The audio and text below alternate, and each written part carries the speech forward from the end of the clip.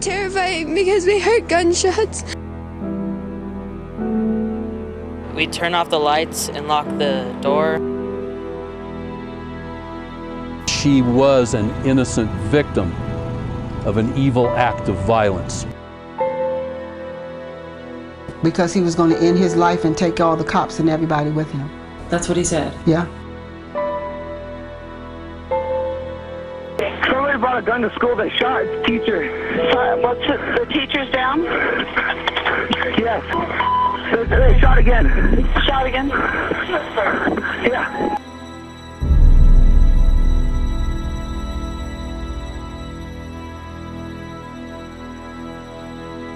There are many types of stories a journalist will report throughout his or her career.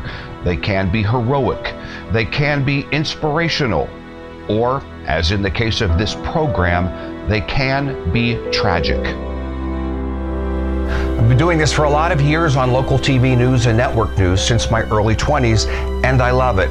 But there is one type of story I personally hate to talk about: school shootings. No doubt almost all of you have seen these stories on the news. Police running through schools, students with hands in the air, memorials for the tragic losses that come from these shootings, and so many more images, horrifying, terrible images. I get it that hate is a strong word, but I have no problem saying I hate reporting these stories. 9 out of 10 school shooters are suicidal. They are acting out and taking everyone with them. Sometimes people think they get famous by doing something horrible, be on the news, have everyone know their name, but that is so not true. As a matter of fact, listen to this. It is my very strong opinion that this individual would not have come to this school armed with a shotgun and multiple rounds of ammunition had he not intended to use those rounds of ammunition to injure multiple people.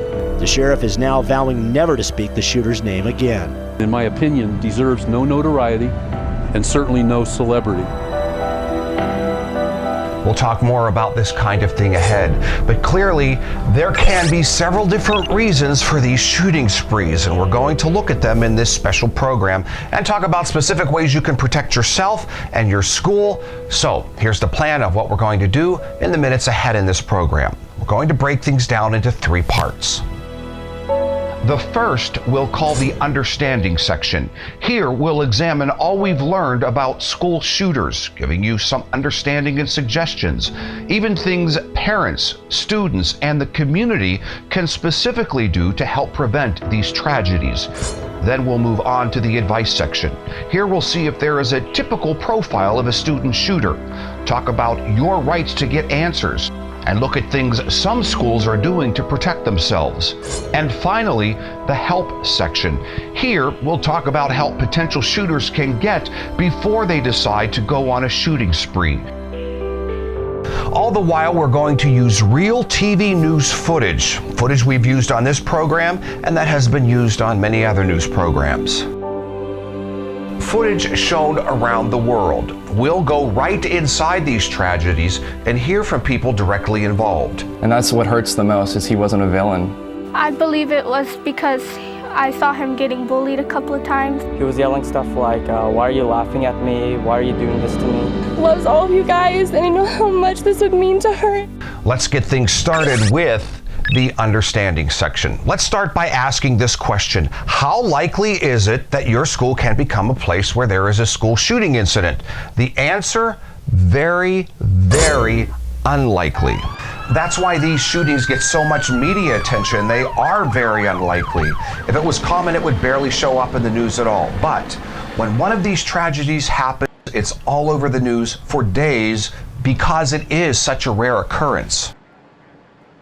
There is a lot of sensitivity in the area. Arapahoe High is part of the Littleton, Colorado School District, just 8 miles from Columbine High School, where in 1999, 2 students killed 12 of their schoolmates and 1 teacher and then killed themselves. All schools in the district were put on lockdown today. My husband was a freshman at Columbine, so he's freaking out right now.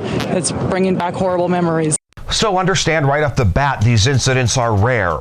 Factor in all the thousands of schools in the world and you can see how unlikely it is. Still, we are not going to minimize the importance of being prepared, just as you'd be prepared for a fire, earthquake, or any disaster.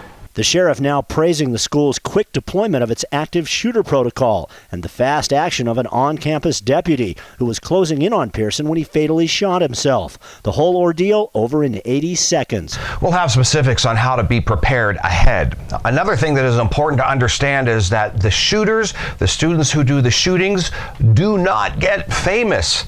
You heard that mentioned earlier. If anything, these shooters get infamous, or exactly the opposite. Let's use an example that did not happen at a school. In this case, a man who went into a Navy shipyard in Washington, D.C. and killed 12 people. The media actually picked him apart, talking about mental illness, his police records. For a few days, his name was mentioned, but always in the negative. By now, no one even remembers his name. The same has happened with every school shooter. People do not become famous when they are shooters.